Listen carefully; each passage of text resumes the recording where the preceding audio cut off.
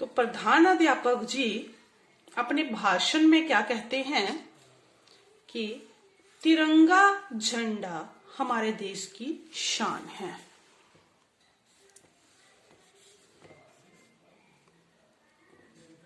तिरंगा झंडा हमारे देश की शान है। ठीक है, तिरंगा झंडा जो है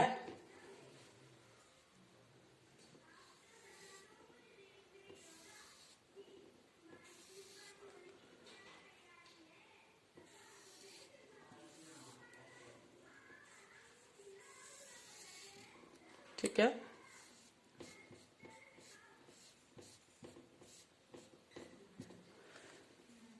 यहाँ पे ग्रीन कलर होता है।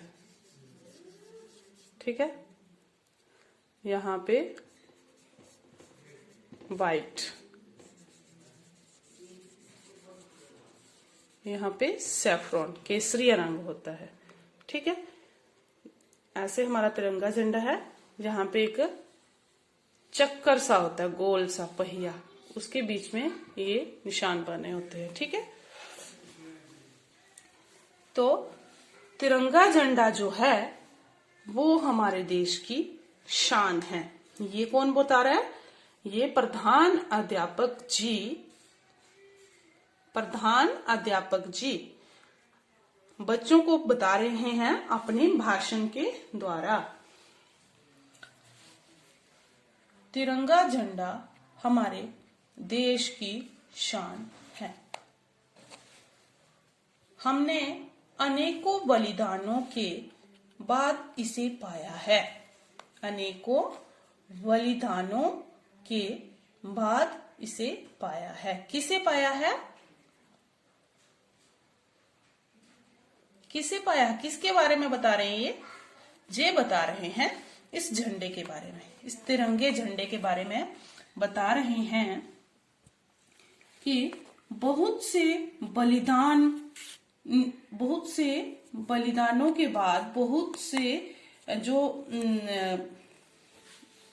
देशभक्त थे वो शहीद होने के बाद हमें स्वतंत्रता मिली और हमने ये झंडा फहराने का मौका मिला। ठीक है, हमने इसे बहुत ही बलिदानों के बाद पाया है। जब तक हमारा देश स्वतंत्र है, स्वतंत्र क्या हुआ? आजाद। मैंने आपको यहाँ सबसे पहले यही शब्द जो है वो आपको बताया है, इसका अर्थ ही बताया कि स्वतंत्र का अर्थ क्या होता है और स्वतंत्रता का अर्थ क्या होता है। ये दोनों शब्द अलग अलग बन जाते हैं। जब स्वतंत्र के साथ जब ता लगता है लास्ट में, तो ये इसका अर्थ जो है आजादी बन जाता है। ऐसे स्वतंत्र का अर्थ है आजाद। ठीक है, तो जब तक हमारा देश स्वतंत्र है, जब तक हमारा देश स्वतंत्र है, तब तक ये शान से लहराता रहेगा। जब तक हमारा देश स्वतंत्र है, तब तक ये शान से लहराता रहेगा।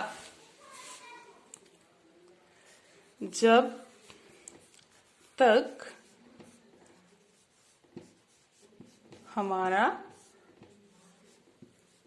देश स्वतंत्र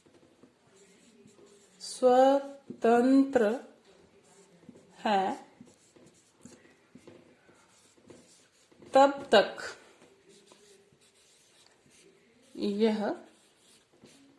यह शान से लहराता रहेगा। ठीक है, जब तक हमारा देश स्वतंत्र है तब तक ये शान से लहराता रहेगा। कौन लहराता रहेगा? तिरंगा। कौन लहराता रहेगा? तिरंगा।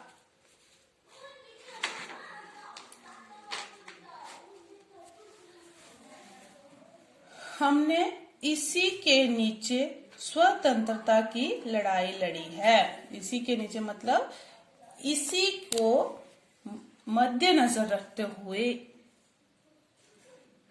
इसके लिए ही, किसके लिए?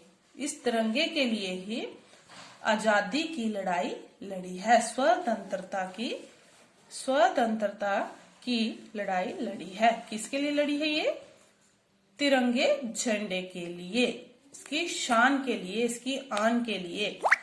ठीक है, हमने इसी के नीचे स्वतंत्रता की लड़ाई लड़ी है। आज हम सभी क्षेत्रों में प्रगति कर रहे हैं। क्या कर रहे हैं? प्रगति। सभी क्षेत्रों में प्रगति क्या होती है?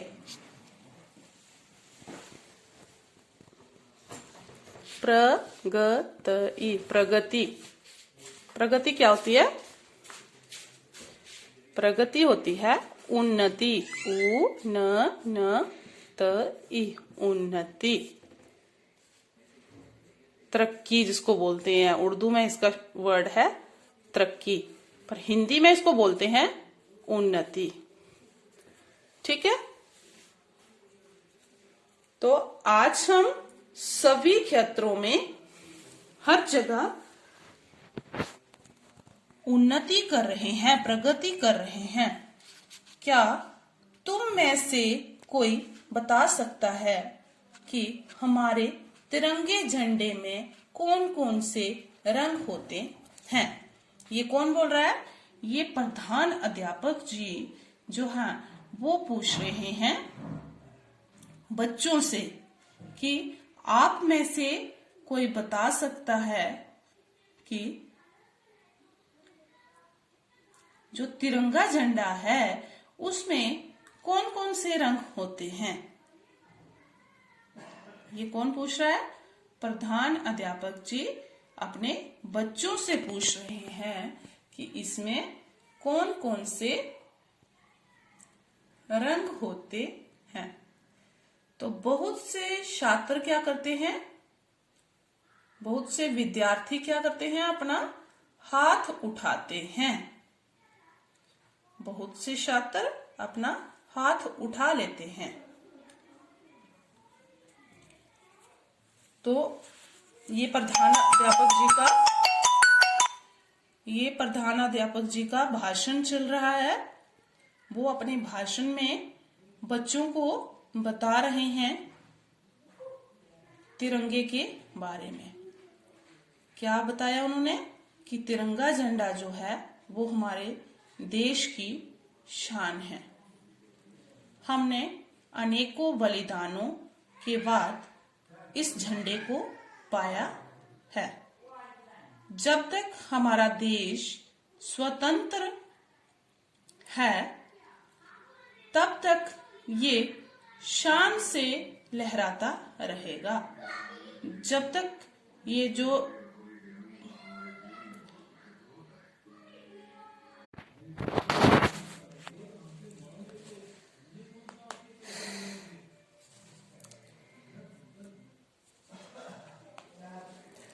तो आज हम सभी क्षेत्रों में प्रगति कर रहे हैं। तो प्रगति का अर्थ होता है उन्नति। तो क्या तुम में से कोई बता सकता है कि हमारे तिरंगे झंडे में कौन कौन से रंग होते हैं? हमारा जो तिरंगा झंडा है ये, इसमें कौन कौन से रंग होते हैं? ये कौन पूछ रहा है? प्रधान अध्यापक जी अपने भाषण में बच्चों से पूछ रहे हैं। तो बहुत से छात्र जो हैं अपना हाथ उठा लेते हैं कि हाँ हमें पता है। तो प्रधान अध्यापक जी जो हैं एक लड़की की ओर संकेत करते हुए, संकेत मतलब उसकी ओर इशारा करते हुए अच्छा आकांक्षा तुम बताओ। एक लड़की की ओर इशारा करते हैं, संकेत करते हैं, उसको कहते हैं अच्छा आकांक्षा। तो जिस लड़की की ओर संकेत करते हैं उसका क्या नाम था? आकांक्षा। तो वो कहते हैं अध्यापक जी, प्रधान अध्यापक जी कहते हैं अच्छा आकांक्षा तुम बताओ कि हमारे झंडे में, हमारे तिरंगे झंडे में कौन कौन से रंग होते हैं। तो आकांक्षा कहती है हमारे झंडे में 3 रंग होते हैं। क्या कहती है आकांक्षा? हमारे झंडे में 3 रंग होते हैं, इसी कारण हम इसे तिरंगा भी कहते हैं। क्यों कहते हैं इसको तिरंगा? क्यों कहते हैं तिरंगा? क्योंकि इसमें 3 रंग होते हैं, 3 रंग होते हैं। 3 रंग होने के कारण इसे तिरंगा भी कहा जाता है। क्यों कहा जाता है? हमारे झंडे को, राष्ट्रीय ध्वज को तिरंगा क्यों कहा जाता है? क्योंकि इसमें 3 रंग होते हैं। 3 रंग होने के कारण इसे तिरंगा कहा जाता है। तो इसमें सबसे ऊपर केसरिया, बीच में सफेद तथा नीचे हरा रंग होता है। जैसे अभी मैंने आपको पहले बताया, यहां पर कौन सा रंग होता है? केसरिया। केसरिया, यहाँ पे केसरिया रंग होता है, जहां पर सफेद, बीच में कौन सा रंग होता है? सफेद, और लास्ट में यहाँ पे नीचे, सबसे नीचे कौन सा होता है? हरा। ठीक है, ये 3 रंग होने के कारण इसे तिरंगा झंडा कहा जाता है। तो सबसे ऊपर कौन सा होता है? केसरिया रंग, उसके नीचे बीच में सफेद और सबसे नीचे हरा रंग होता है। इन तीनों रंगों के कारण इसे तिरंगा कहा जाता है। तो ये किसने बताया? आकांक्षा ने। आकांक्षा ने क्या बताया? कि हमारे झंडे में 3 रंग होते हैं। कितने होते हैं? 3। तो 3 रंग होने के कारण इसे तिरंगा झंडा कहा जाता है। 3 रंग होने के कारण इसे क्या कहा जाता है? तिरंगा। तो इसमें सबसे ऊपर जो है वो है केसरिया रंग। सबसे ऊपर कौन सा रंग है? केसरिया, बीच में सफेद और सबसे नीचे हरा, जैसे ये आपको चित्र में बताया गया है। सबसे ऊपर केसरिया रंग, उसके नीचे बीच में सफेद रंग और सबसे नीचे हरा रंग। तो सबसे नीचे कौन सा रंग है? हरा। तो प्रधानाध्यापक जी कहते हैं तुमने बिल्कुल ठीक बताया। किसको कहते हैं? आकांक्षा को। आकांक्षा को कहते हैं कि तुमने बिल्कुल ठीक बताया। आकांक्षा। परवीन, अब दूसरे बच्चे का नाम लेते हैं प्रवीण। अब तुम ये बताओ कि झंडे के बीच में क्या होता है। वो प्रवीण को पूछते हैं कि अब तुम ये बताओ कि झंडे के बीच में क्या होता है। बीच में कहा?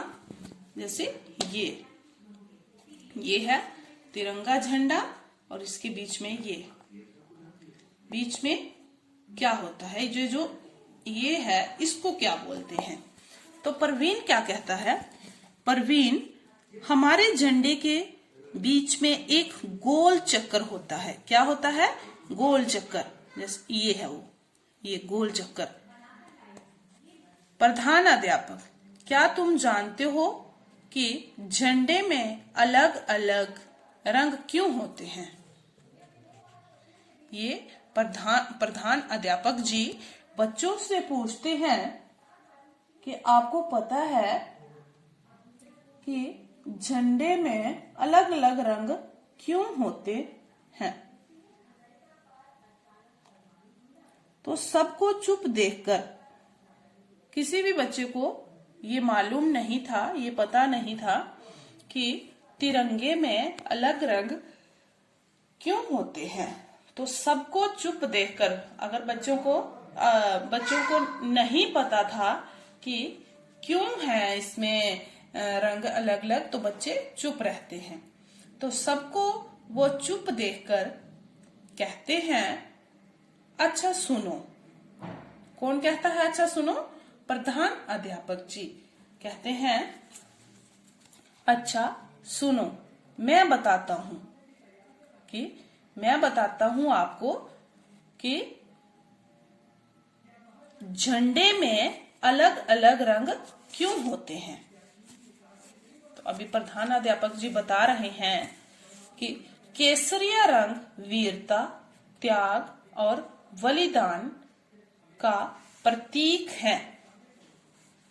केसरिया रंग कौन सा होता है? केसरिया रंग लाल और पीले रंग के मेल से बनाया जाता है। जो केसरिया रंग होता है ये लाल और पीले रंग के मेल से बनाया जाता है। जब इन दोनों रंगों को मिलाया जाए तो ये रंग बनता है कौन सा? केसरिया। तो केसरिया रंग जो है वो वीरता, त्याग और बलिदान का प्रतीक है। केसरिया रंग कैसे बनता है? लाल और पीला रंग मिलाने से केसरिया रंग बन जाता है। सफेद रंग जो है वो शांति का प्रतीक है। सफेद रंग कौन सा है यहाँ पे? ये है सफेद रंग। ये किसका प्रतीक है? शांति का प्रतीक है। हरा रंग धरती क्या है? भूमि। हरा रंग जो है वो धरती की हरियाली का प्रतीक है। तो हमारा देश जो है वो एक कृषि प्रधान देश है। हमारा देश जो है वो कृषि प्रधान देश है। हमारा देश जो है वो कृषि प्रधान है। कृषि प्रधान क्या होता है?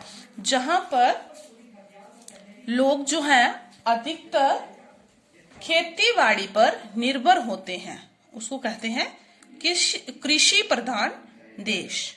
कृषि प्रधान देश मतलब जहां पर लोग जो हैं अधिकतर खेती पर निर्भर होते हैं।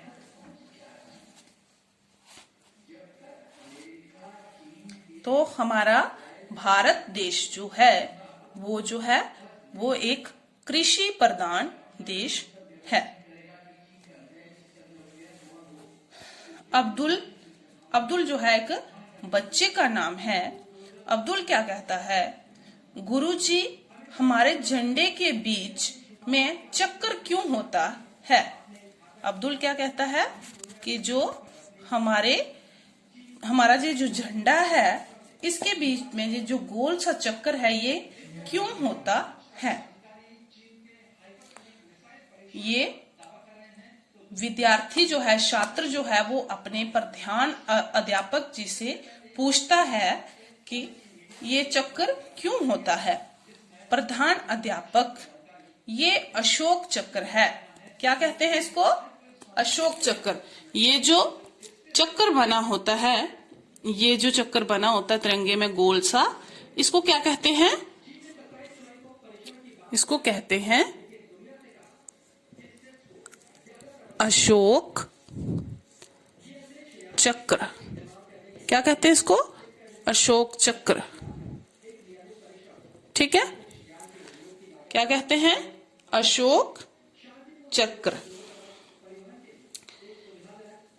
अशोक चक्र कहते हैं। इसमें 24 आरें होती हैं। 24 आरें मतलब जो लाइनें होती हैं ऐसे ऐसे, ये कितनी होती हैं? 24।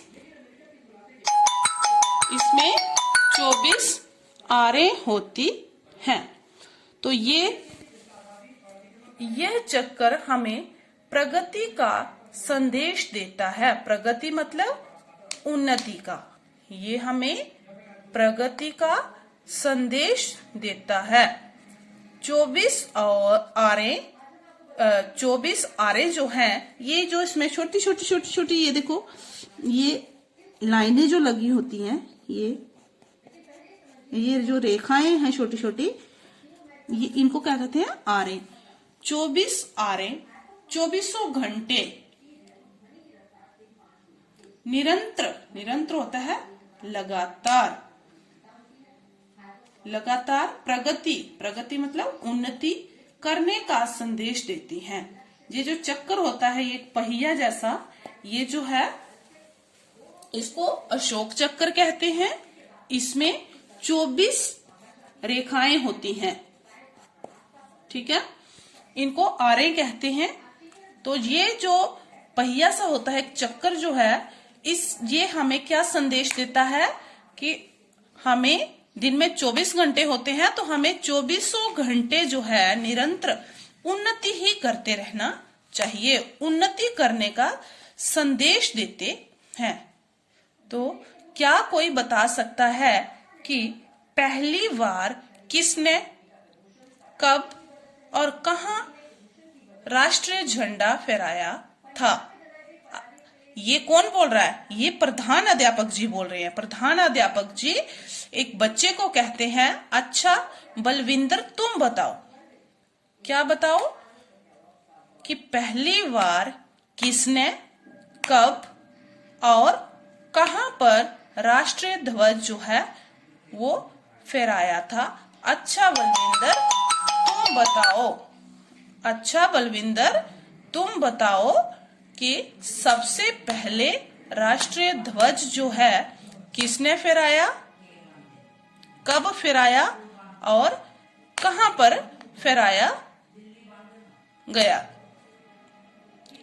तो बलविंदर कहता है, मादाम बिकाई जी कामा नाम की महिला ने जर्मनी सभा में सन 1934 ईस्वी में सबसे पहले राष्ट्रीय झंडा फहराया था।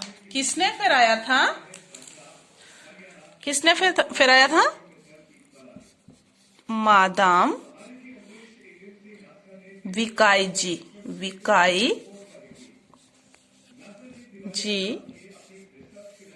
कामा। मादाम बिकाई जी कामा नाम की एक महिला थी, जिसने कहां पे फहराया? जर्मनी में।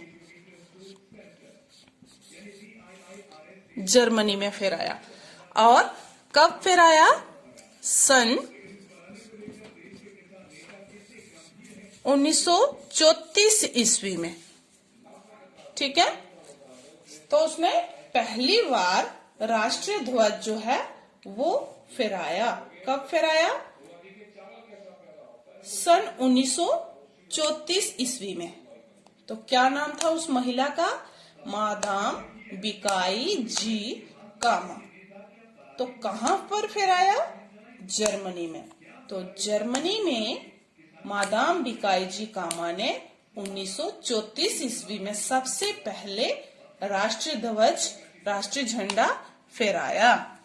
तो फिर प्रधान अध्यापक जी कहते हैं, बिल्कुल ठीक, हमें अपने झंडे का सम्मान करना चाहिए तथा इसके फहराने के नियमों भी जान लेने चाहिए। जो हमारा ये तिरंगा झंडा है, इसको फहराने के कुछ नियम होते हैं।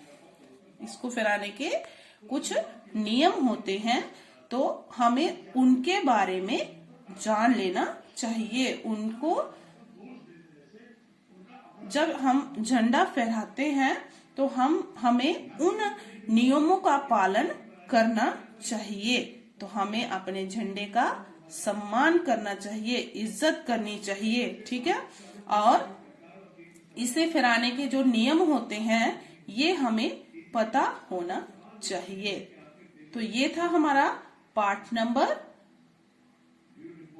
17 स्वतंत्रता दिवस। तो ये रहा हमारा राष्ट्रीय ध्वज, ठीक है। तो पाठ नंबर 17 ये है स्वतंत्रता दिवस। तो स्वतंत्रता दिवस कब मनाया जाता है? प्रत्येक वर्ष 15 अगस्त को स्वतंत्रता दिवस मनाया जाता है।